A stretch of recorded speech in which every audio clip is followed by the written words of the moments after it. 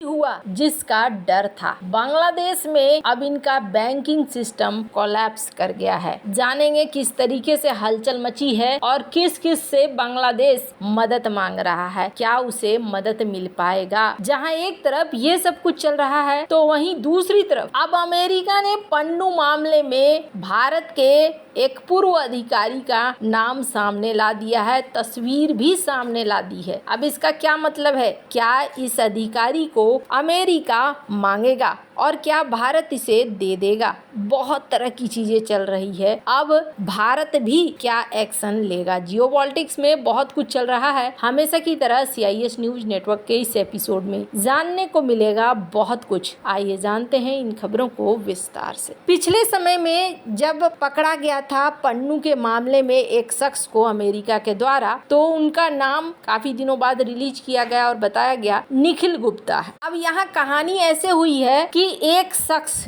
जिसको उस समय अमेरिका CC1 के नाम से संबोधित करता था, CC1 ने निखिल गुप्ता को कॉन्ट्रैक्ट दिया। निखिल गुप्ता ने एक हिटमैन को कॉन्ट्रैक्ट दिया कि पन्नू को मारना है और वो हिटमैन निकला अमेरिका का ही एजेंट और इस वजह से निखिल गुप्ता यहाँ पर पकड़ा गया। अब निखिल गुप्ता के पकड़े जाने के बाद निखिल गुप्ता को चेक रिपब्लिक में गिरफ्तार कर लिया गया। गिरफ्तार करने के बाद उसे अमेरिका प्रत्यर्पित कर दिया गया और निखिल गुप्ता इस वक्त जेल में है। अब ऐसे में भारत के साथ बातचीत चल रही है। भारत के अधिकारी भी कथित तौर पर गए थे जहां अमेरिका के FBI के अधिकारियों के साथ बातचीत हुई और अब यहाँ पर अमेरिका के FBI ने एक तस्वीर के साथ CC1 जिसको ये बुलाया करते थे उसका नाम भी जाहिर कर दिया है, उसका डिटेल भी जाहिर करते हुए उसे मोस्ट वांटेड के लिस्ट में डाल दिया है। हालांकि इनकी 3 तस्वीरें रिलीज की गई है और CC1 को इन्होंने कहा है कि दरअसल इसका नाम है विकास यादव और ये उस पूरे हत्याकांड में शामिल था। जो अभियोग दाखिल किया गया है उसमें कहा गया एक भारतीय सरकारी अधिकारी ने गुप्ता को पन्नू की हत्या के लिए हायर किया। गुप्ता ने इस हत्या के लिए हिटमैन को हायर किया जो कि अमेरिका का खुफिया एजेंट था और इस वजह से $1 लाख में डील हुई और बाद में $15,000 एडवांस भी दे दिया गया। पर यहाँ पर मर्डर फॉर हायर और मनी लॉन्ड्रिंग के आरोप लगाते हुए ये तस्वीर जारी की गई और मोस्ट वांटेड बना दिया गया है FBI के द्वारा। अब ये विकास यादव है कौन? तो कहा जा रहा है कि विकास यादव पहले भारतीय खुफिया एजेंसी रॉ के अधिकारी थे। उन्होंने इस साजिश के दौरान अपना नाम बदलकर इस्तेमाल किया था। उनकी तस्वीरें जारी की। बताया हरियाणा के प्राणपुरा में इनका जन्म हुआ था और यहाँ इस मामले में प्रतिक्रिया देते हुए भारतीय विदेश मंत्रालय ने क्या कहा? इन्होंने कहा कि देखिए जिनकी बात ये कह रहे हैं ये पूर्व अधिकारी रहे हैं और ये अधिकारी नहीं हैं अभी। अब ये बात तो पर्दे के पीछे क्या चलता है क्या नहीं, पर फिलहाल के लिए ये चीजें कही गई है भारत के द्वारा। वहीं दूसरी तरफ ये भी कहा गया कि जब निज्जर की हत्या हुई तो भेजने वाले शख्स ने एक वीडियो भेजा निखिल गुप्ता के मोबाइल पर और कहा जाता है कि संभवतः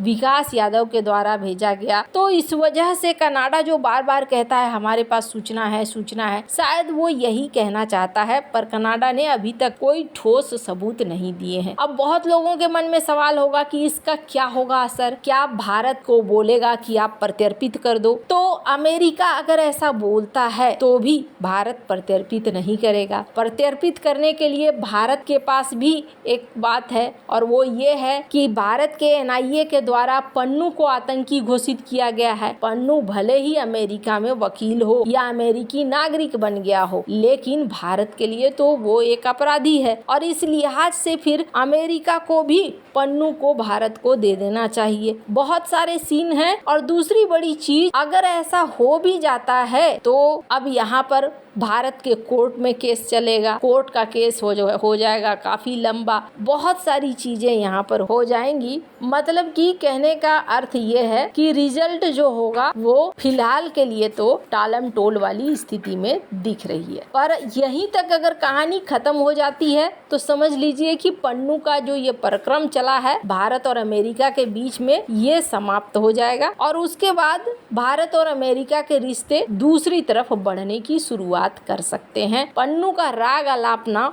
हो सकता है अमेरिका बंद कर दे। खैर, जहां एक तरफ ये सब कुछ हो रहा है, वहीं दूसरी तरफ एक ग्राफ देखिए। ये ग्राफ बांग्लादेश की जीडीपी का है। फाइनेंशियल ईयर 2020 में इनका 3.5% था, फिर इसने उछाल मारा 6.9% पर आया, फिर इसने मेंटेन किया 7.1% पे आया। फाइनेंशियल ईयर 2023 में 5.8 पर था, फिर ये अपने आप को गिरता पड़ता अपने आप को मैनेज कर रहा था। अब इसी क्रम में क्या हो गया है, देखने को मिला कि यहाँ बवाल कटा और इस बवाल के बाद इनकी जीडीपी को लेकर कहा जा रहा है कि ये 4 से भी नीचे चले जाए तो कोई बड़ी बात नहीं होगी। ये अभी से लेकर अगले 1 साल का अनुमान लगाया जा रहा है। वैसे अनुमान लगाया जा रहा है कि सब कुछ अगर कैलकुलेशन के हिसाब से रहा तो शायद 2026 में इन्हें उछाल देखने को मिले। पर अभी का सीन क्या है, हमने आपको सुबह भी बताया था कि यहाँ जो स्थिति है, स्थिति ऐसी है कि रिसेशन में जाने के चांसेस बन रहे हैं। पॉलिटिकल तौर पर इनके पास कुछ भी ऐसा नहीं है कि एक प्लान है, उस प्लान के तहत हम आगे बढ़ रहे हैं। ये खुद ही स्टेबल नहीं है तो बाद बाकी चीजें तो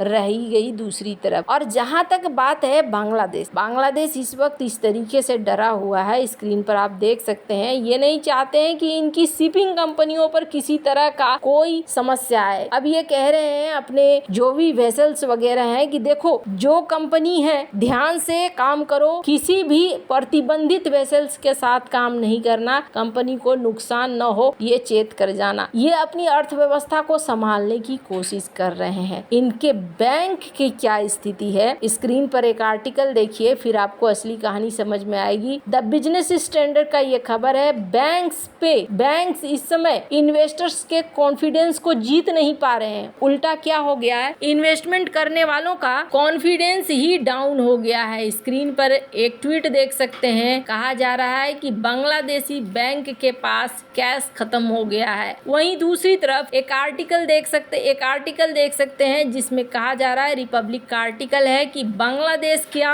बैंकिंग सेक्टर कोलैप्स कर रहा है। जिन्होंने डिपॉजिट किया था उन्हें पैसे लौटाने के लिए इनके पास पैसे नहीं है। वहीं सोशल मीडिया पर कुछ इस तरीके के ट्वीट और वीडियोज भी आ रहे हैं जिसमें कहा जा रहा है कि बैंकिंग सेक्टर अब इनका कोलैप्स कर रहा है। यूनुस के सामने एक बड़ा चैलेंज आ गया है कि अब यूनुस कैसे संभालते हैं, ये एक बहुत बड़ा प्रश्न है, क्योंकि अर्थव्यवस्था में इनको नोबेल प्राइज भी मिल चुका है। अब आपके मन में ख्याल आएगा कि ये चाइना के पास जाएंगे। बिल्कुल, द डेली स्टार की इस खबर को देखिए, ये चाइना से मदद मांग रहे हैं। लेकिन चाइना क्या है कि इस वक्त दोनों हाथ खड़े करके है कि भैया अभी कोई वैसी मदद नहीं मिलेगी। खुद चाइना की इकोनॉमी डामाडोल है, चाइना इस वक्त बहुत ज्यादा मदद के पक्ष में नहीं है। द डेली स्टार की दूसरी खबर देख सकते हैं, बांग्लादेश बैंक ने एनसीसी बैंक के चेयरमैन को हटा दिया है क्योंकि कहा गया है इन्होंने लोन डिफॉल्ट करने में बड़ी मदद की है। तो बहुत सारी चीजें हैं बांग्लादेश में जो आने वाले समय में आपको देखने को मिलने वाले हैं। वैसे आपको क्या लगता है इन सब मामले में, आपकी क्या राय है, कमेंट कर जरूर बताएं। जल्द मिलते हैं अगली वीडियो में नई खबर के साथ।